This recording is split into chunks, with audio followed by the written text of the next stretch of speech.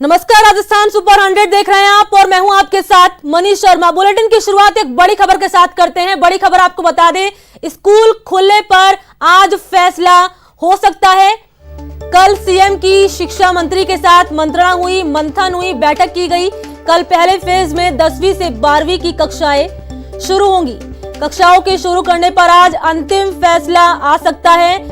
अन्य कक्षाओं के लिए कमेटी बनाई जाएगी और रिपोर्ट के बाद अन्य कक्षाओं पर फैसला किया जाएगा।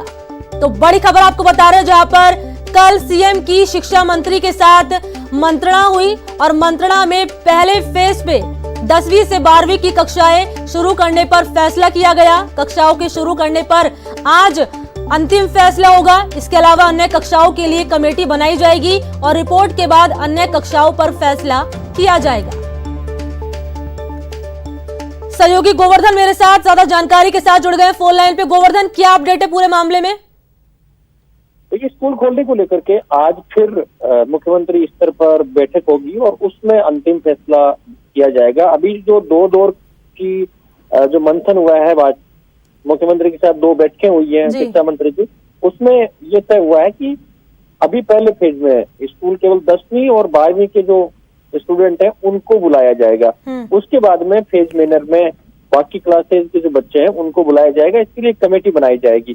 10वीं और 12वीं के स्टूडेंट को बुलाने को लेकर के आज फैसला हो जाएगा और बाकी की जो कक्षाओं के बच्चे हैं उनको स्कूल बुलाने के लिए एक कमेटी बनाई जाएगी। वो कमेटी जो रिपोर्ट देगी उसके आधार पर फैसला किया जाएगा, क्योंकि हेल्थ प्रोटोकॉल और सोशल डिस्टेंसिंग की पालना भी सब विद्यार्थियों को अगर स्कूल बुला लेते हैं तो पालना होने में बड़ी मुश्किल आती है। इसलिए पहले फेज में केवल जो बोर्ड की क्लासेज हैं 10th और 12th उनको बुलाने का फैसला हुआ है मोटे तौर पर। जी गोवर्धन, पहले फेज में 10वीं से 12वीं की कक्षाएं रखी गई हैं और 3 चरणों में ये चीजें होंगी, 3 चरणों में खोले जाएंगे। तो जैसे दूसरे चरण में किस तरीके से खोला जाएगा, उसमें कौन कौन सी कक्षाएं शामिल की जाएंगी, तीसरे चरण में किनको शामिल किया जाएगा, इस बारे में कोई जानकारी मिल पाई है अभी तक? मोटे तौर पर तो तय हुआ है, ब्लूप्रिंट और एसओपी तैयार की गई है। उसके मुताबिक 3 फेज में खोलने का प्लान है। पहले फेज में जो बोर्ड वाले स्टूडेंट है 10वीं और 12वीं, उसके बाद सेकेंड फेज में जो 9th और 11th के स्टूडेंट्स हैं उनको बुलाया जा सकता है और थर्ड फेज में जो छोटी क्लासेज है उनके बच्चों को बुलाया जा सकता है। हालांकि अभी ये प्रारंभिक स्टेज पर है, लेकिन ये जो कमेटी सुझाएगी उस कमेटी के सुझावों के आधार पर ही बाकी क्लासेज को बुलाने के बारे में फैसला होगा। जी गोवर्धन, पहले फेज में 10वीं से 12वीं की कक्षाओं के छात्रों को बुलाया जाएगा, क्योंकि आपने बताया कि बोर्ड के एग्जाम है, बोर्ड की परीक्षा है, तो इसी को ध्यान में रखते हुए फैसला लिया गया है। तो सुरक्षा के लिहाज से क्या कुछ ध्यान रखा गया है स्कूलों में, और स्कूलों में क्या कुछ आदेश यहाँ पर जारी किए गए हैं सरकार की तरफ से? अभी आदेश तो जारी नहीं किए गए, लेकिन जो एसओपी तैयार की गई है उसमें सोशल डिस्टेंसिंग की पालना, जो सीटिंग व्यवस्था है वो सोशल डिस्टेंसिंग रखते हुए की जानी है, सैनिटाइजेशन की व्यवस्था की जानी है। वो जो एक पूरी एसओपी तैयार की गई है उसके हिसाब से ही स्कूल खोले जाएंगे। सरकारी के साथ में निजी स्कूलों में भी इस सोशल डिस्टेंसिंग और हेल्थ प्रोटोकॉल की पालना एक बड़ी चुनौती रहेगी। इसीलिए ये कमेटी बनाई गई है और उस कमेटी की जो रिपोर्ट आएगी उसमें पूरी एसओपी सारे स्कूल को भेजी जाएगी और उसके बाद स्कूल खोलने को लेकर गोवर्धन, कक्षाओं की शुरू करने पर आज अंतिम फैसला है, तो आज मान लिया जाए कि आज इस पर मुहर लग सकती है कि आज कुछ फैसला सरकार की तरफ से सामने आ सकता है, या फिर कोई मंत्रणा जिस तरह से कल हुई थी? मंत्रणा होगी, लेकिन जो 10वीं और 12वीं इनके लिए टाइम टेबल जरूर आ जाएगा। इस बात की संभावना है कि ये स्कूल कब खोले जाएंगे, 10वीं और 12वीं के बच्चों को कब बुलाया जाएगा, इसको लेकर के टाइम फ्रेम जरूर आज तय हो जाएगा। जी चलिए, शुक्रिया गोवर्धन, तमाम जानकारी के लिए, महत्वपूर्ण जानकारी के लिए बहुत बहुत शुक्रिया आपका। चलिए बात करते हैं निजी स्कूल फीस वसूली मामले की, जिसको लेकर हाईकोर्ट ने इस मामले में अंतरिम आदेश दिया है। सरकार 28 अक्टूबर तक अंतरिम फीस तय करे, यह आदेश दिया है। तय फीस स्कूल संचालक कर सकेंगे चार्ज। कमेटी की रिपोर्ट 2 नवंबर तक सबमिट करनी होगी और 3 नवंबर को इस मामले की अगली सुनवाई की जाएगी। निर्धारित अंतरिम फीस कोर्ट के फैसले के अधीन होगी। महत्वपूर्ण जानकारी आपको बता रहे हैं। निजी स्कूल फीस वसूली मामले में राजस्थान हाईकोर्ट ने अंतरिम आदेश जारी कर दिए हैं। कोर्ट ने प्रदेश सरकार को निर्देशित किया है बकायदा कि वो 28 अक्टूबर तक निजी स्कूलों की ली जाने वाली फीस का निर्धारण करे।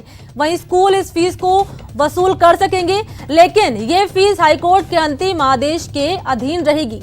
इसके साथ ही राज्य सरकार द्वारा गठित कमेटी 2 नवंबर तक अपनी फाइनल रिपोर्ट सबमिट करेगी और मामले की अगली सुनवाई अब 3 नवंबर को होगी। कोर्ट ने राज्य सरकार को अगली सुनवाई से पहले शपथ पत्र दायर करके ये बताने के लिए कहा है कि स्कूल कोरोना काल की कितनी फीस ले सकती है, वहीं इसे किस तरह से अभिभावकों को चुकाना होगा। गौरतलब है कि एकलपीठ ने 7 सितंबर को ट्यूशन फीस का 70% वसूलने का आदेश दिया था, जिसके खिलाफ अभिभावक और राज्य सरकार ने अपील दाखिल की। अब राज्य सरकार ने निजी स्कूलों की सत्र 2020 से 2021 की फीस निर्धारित करने के संबंध में एक कमेटी बनाई है, जो सरकार को रिपोर्ट देगी, जिसके आधार पर सरकार कोर्ट को ये बताएगी कि कितनी फीस किस तरह से ली जा सकती है।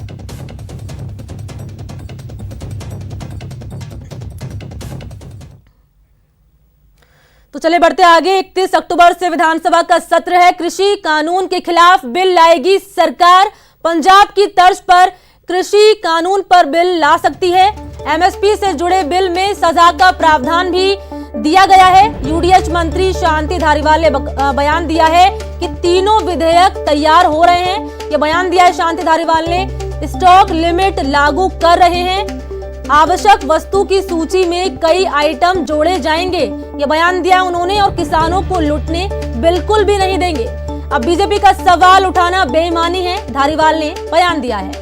15वीं राजस्थानी विधानसभा के पंचम सत्र का 5वें सत्र का दूसरा चरण 31 अक्टूबर को शुरू होने जा रहा है।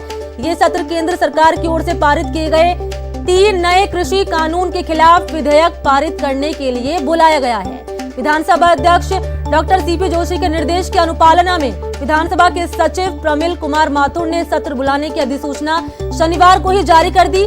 स्पीकर डॉक्टर सीपी जोशी ने विधानसभा की ये बैठक प्रदेश सरकार की अति आवश्यक शासकीय विधायी कार्य संपादित किए जाने के लिए अनुशंसा पर बुलाई है।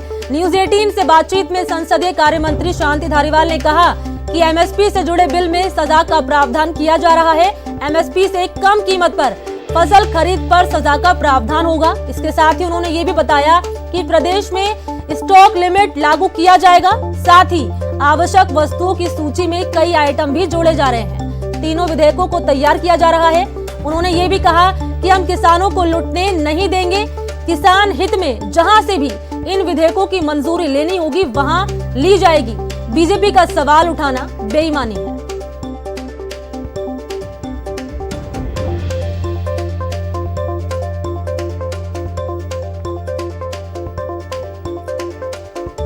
तो आपको बता दें कि 31 अक्टूबर से विधानसभा का सत्र शुरू हो रहा है और कृषि कानूनों पर एमएसपी से जुड़े बिल में सजा का प्रावधान दिया गया है। शांति धारीवाल ने भी इस पर बयान दिया है, ग्राफिक्स के जरिए आपको बता रहे हैं। 31 अक्टूबर से विधानसभा का सत्र बुला लिया गया है। हमारे साथ पूरे मसले पर चर्चा करने के लिए संसदीय कार्य मंत्री शांति धारीवाल मौजूद हैं। धारीवाल साहब, 3 जो केंद्रीय कृषि कानून हैं उनके प्रावधानों को बदलने के लिए आप बिल लेके आ रहे हैं और 31 अक्टूबर से विधानसभा सत्र आहूत करने की अधिसूचना जारी हो गई है।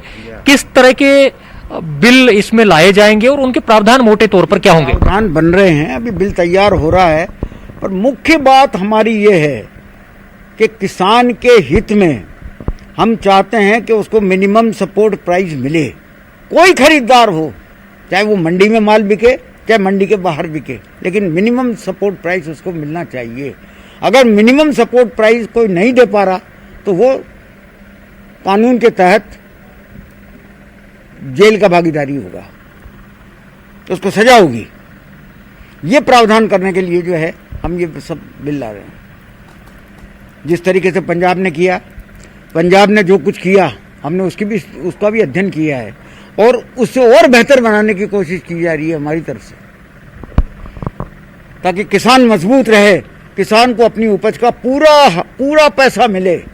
यह बात लूटा नहीं जाए।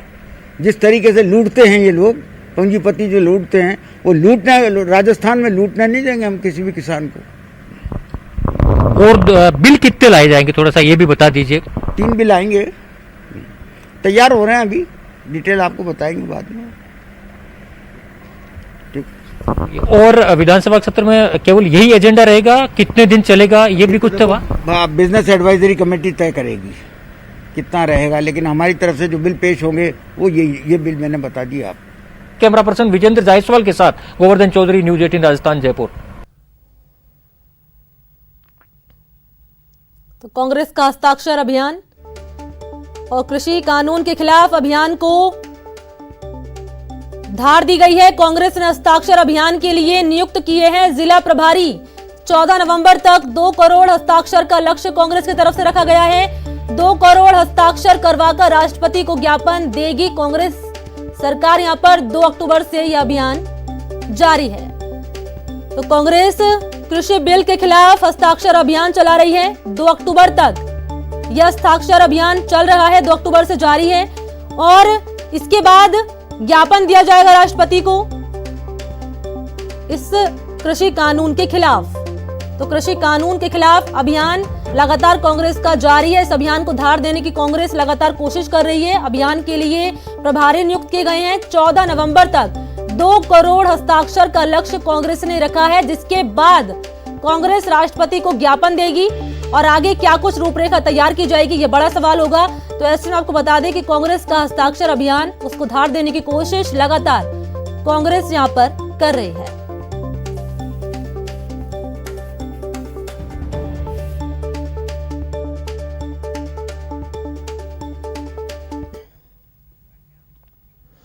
तो चले बढ़ते आगे। आज विजयदशमी का पर्व है। शाम को रावण का दहन होगा। सीएम गहलोत और राज्यपाल ने प्रदेशवासियों को पर्व की शुभकामनाएं दी है।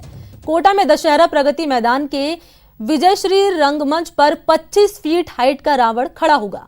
15-15 फीट हाइट के कुंभकर्ण और मेघनाथ के पुतले बनाए गए हैं। शुभ मुहूर्त पर पूर्व परिवार के सदस्य और पूर्व सांसद इजयराज सिंह रावण दहन करेंगे। दशहरा मैदान के श्रीराम रंगमंच पुतलों को तैयार किया जा रहा है।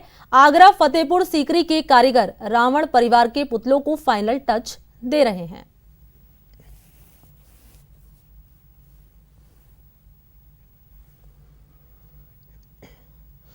इधर नवरात्र के पर्व पर कोरोना का असर देखने को मिल रहा है। इसने नवरात्र की रौनक को फीकी कर दिया है। इसका असर झालावाड़ के प्रमुख शक्ति पीठों पर भी देखने को मिला, जहां श्रद्धालुओं की संख्या में खासी कमी नजर आई। वहीं दूसरी ओर मंदिरों और शक्ति पीठों में होने वाले प्रमुख कार्यक्रम भी निरस्त कर दिए गए। इससे माता के भक्तों में निराशा देखने को मिली है।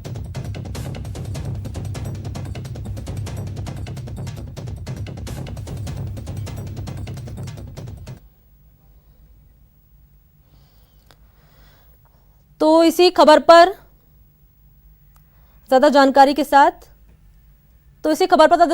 साथ न्यूज 18 संवाददाता अरबाज अहमद जयपुर से, इसके अलावा सहयोगी कपिल श्रीमाली मेरे साथ उदयपुर से लाइव जुड़ चुके हैं। इन दोनों से बातचीत की जाएगी और जानकारी ली जाएगी, क्योंकि हम लगातार देख रहे हैं अरबाज, हम देख रहे हैं कि कोरोना का असर नवरात्र पर पड़ता दिखाई दे रहा है। मंदिरों की रौनक यहाँ पर फीकी होती जा रही है। तो अभी क्या तस्वीर नजर आ रही है?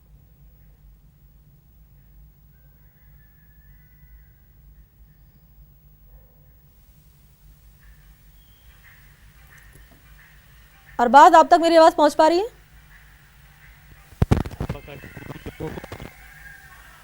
बिल्कुल, यहाँ पर आप देखिए, आप बाकायदा जो प्रातः काल की आरती है वो अभी पूरी कराई गई है और उसके बाद में बाकायदा यहाँ पर तमाम लोगों ने जो है सुबह की आरती में हिस्सा लिया। काफी जो है गाइडलाइंस की पालना की है, काफी सोशल डिस्टेंसिंग की पालना की है और आप देख सकते हैं कि काफी तादाद में लोग आ रहे हैं, लेकिन बहुत यहाँ पर एहतियात बरत रहे हैं, संयम बरत रहे हैं, क्योंकि सोशल डिस्टेंसिंग का खास ध्यान रखा गया है। 1-1 मीटर की दूरी का खास ध्यान रखा गया। जो भक्त आ रहे हैं वो भी काफ़ी एहतियात बरत करके आ रहे हैं। मैं दिखाना चाहूँगा गेट पर से जहाँ एंट्री हो रही है, बाकायदा वहाँ सैनिटाइज करके लोग पहुँच रहे हैं। बाकायदा जो यहाँ पर आरती के लिए शामिल हो रहे हैं वो पूरी तैयारी के साथ में आ रहे हैं, मास्क लगा करके पहुँच रहे हैं और मास्क लगाने के साथ साथ ही यहाँ पर बहुत लिमिटेड संख्या में अंदर मंदिर में एंट्री दी जा रही है और जो लोग आ रहे हैं आप देख सकते हैं कि काफ़ी ध्यान रखा गया है। और सर, आज महानवमी है, किस तरह से जो गाइडलाइंस का है ध्यान रखा गया है, क्या क्या चीज़ें यहाँ पर अलग की? यहाँ पर साहब गाइडलाइंस का तो पूरा इस हिसाब से भी रखा गया है कि अंदर एंट्री होते ही आप देखिए सैनिटाइज करने वाला ठहरा हुआ है। मास्क के लिए यहाँ पर लेडीज़ गार्ड रखी हुई है। मास्क बिना बाहर निकाल देते हैं या मास्क जो है करवाते हैं। इसके अलावा बाहर सड़क से लोग यहाँ से सैर करके आते हैं। सैर करके आने वाले अपने आप को सोचते हुए हम अंदर नहीं जाए और बाहर से ही आरती कर रहे थे। सुबह जो मंगला आरती आज हुई उस आरती में और जनरल भी, तो दोनों तरफ लाइन लगा के और माता जी के दर्शन या बालाजी के दर्शन खुले बाहर सड़क से भी हों, इस तरह की व्यवस्था की गई। बिल्कुल, यहाँ पर सुरक्षा के लिहाज से पुख्ता 11:15 इंतजाम बजे किए गए हैं। अरबाज सहयोगी कपिल श्रीमाली भी उदयपुर से मेरे साथ बने हुए हैं। मैं रुक करती हूँ उदयपुर का। कपिल, वहां की तस्वीर दिखाइए, कितना यहाँ पर तैयारी की गई है सुरक्षा के लिहाज से, कितना उत्साह है यहाँ पर लोगों में?